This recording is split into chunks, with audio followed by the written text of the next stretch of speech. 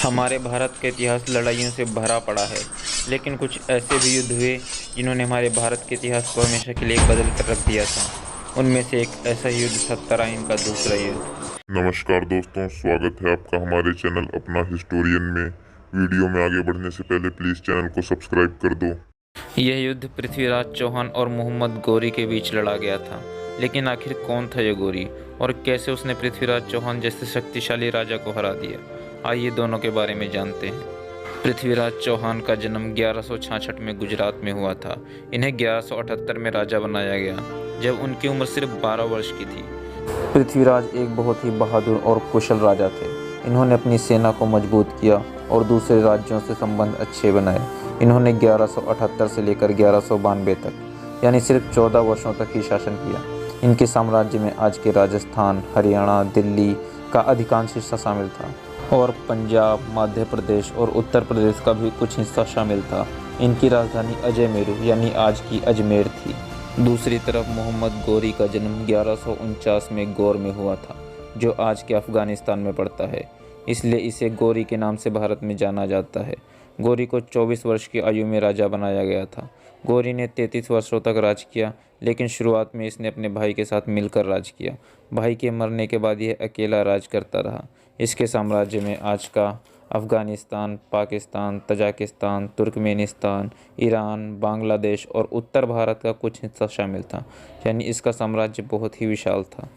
बात 1175 की है, जब गौरी ने अपना रुख भारत की तरफ किया और उसने मुल्तान को कर्मातियंस राजाओं से जीत लिया।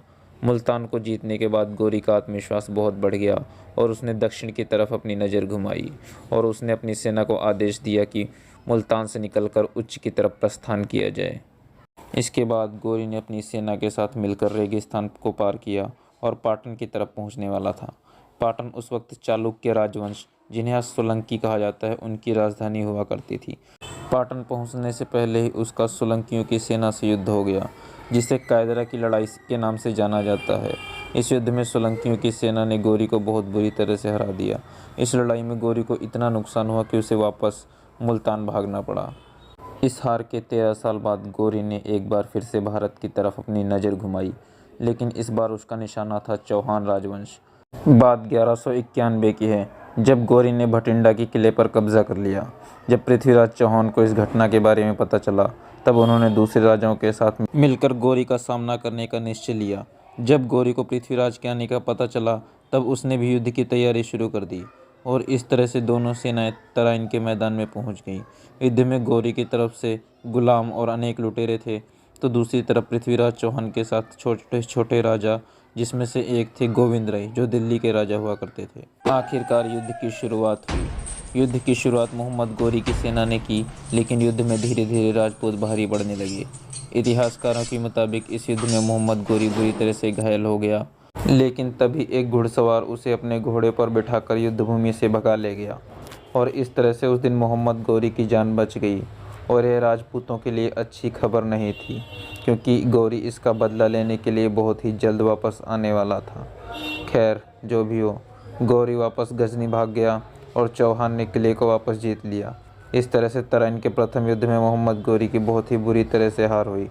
गौरी के भागते ही उसकी सेना ने हथियार डाल दिए और हार मान ली।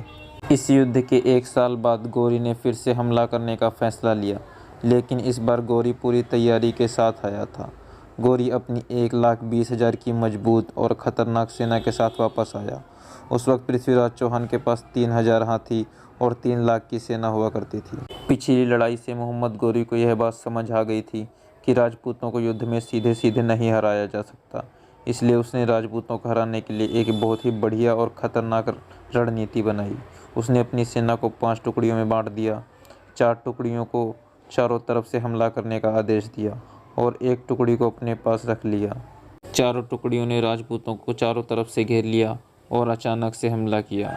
अचानक हुए इस हमले से राजपूतों की सेना घबरा गई, लेकिन फिर भी काफ़ी समय तक युद्ध चलता रहा। युद्ध की शुरुआत में तो मोहम्मद गौरी के सैनिक भारी पड़े, लेकिन जब पृथ्वीराज चौहान की सेना युद्ध में भारी पड़ने लगी, तब गौरी की सेना ने वापस भागना शुरू कर दिया और उस सेना के पीछे राजपूत भी भागे। और यह राजपूतों के लिए बहुत ही बुरी खबर थी, क्योंकि यही मोहम्मद गौरी की रणनीति थी जैसे ही राजपूत उस सेना के पीछे भागे, मोहम्मद गौरी की बची हुई एक टुकड़ी ने राजपूतों पर पीछे से हमला किया और इस तरह से राजपूतों को आगे और पीछे दोनों तरफ से घेर लिया गया और युद्ध में बुरी तरह से हरा दिया गया। इस युद्ध के बाद उत्तर भारत में विदेशी लुटेरों का राज हो गया और यह राज तब तक चलता रहा जब तक दक्कन से मराठे सब कुछ जीतते हुए, सबको अपने आगे झुकाते हुए दिल्ली तक नहीं आ गए। कुछ लोगों का कहना है कि पृथ्वीराज चौहान इस युद्ध में मारे गए, तो कुछ लोगों का कहना है कि उन्हें कैद करके गजनी भेज दिया गया, जहां पर उनकी क्रूरता से हत्या कर दी गई। इस युद्ध के बाद पृथ्वीराज चौहान के बेटे गोविंद राज को राजा बनाया गया, जो कि सिर्फ नाम का राजा था, उसके हाथ में कुछ नहीं था। इस युद्ध के बाद हिंदू धार्मिक स्थलों को जलाया गया, मंदिरों को तोड़ा गया, लोगों के घरों को लूट लिया गया और हर तरफ तबाही मचाई गई। कुछ सालों बाद मोहम्मद गौरी के गुलाम कुतुबुद्दीन ऐबक ने सत्ता को अपने हाथ में ले लिया और उसने विस्तार शुरू कर दिया। उसने सब कुछ जीतते हुए आखिर में चंदावर की लड़ाई में राजा जयचंद को हराकर दिल्ली को भी जीत लिया और दिल्ली सल्तनत का इतिहास शुरू कर दिया। सब कुछ लूटने के बाद गौरी वापस गजनी जाने के लिए निकल गया, लेकिन पंजाब में उसकी किसी ने हत्या कर दी। गौरी तो मर गया, लेकिन उसने भारत को वर्षों की गुलामी में झोंक दिया। इसके बाद दिल्ली सल्तनत का इतिहास शुरू हुआ और एक के बाद एक सल्तनत आती चली गई।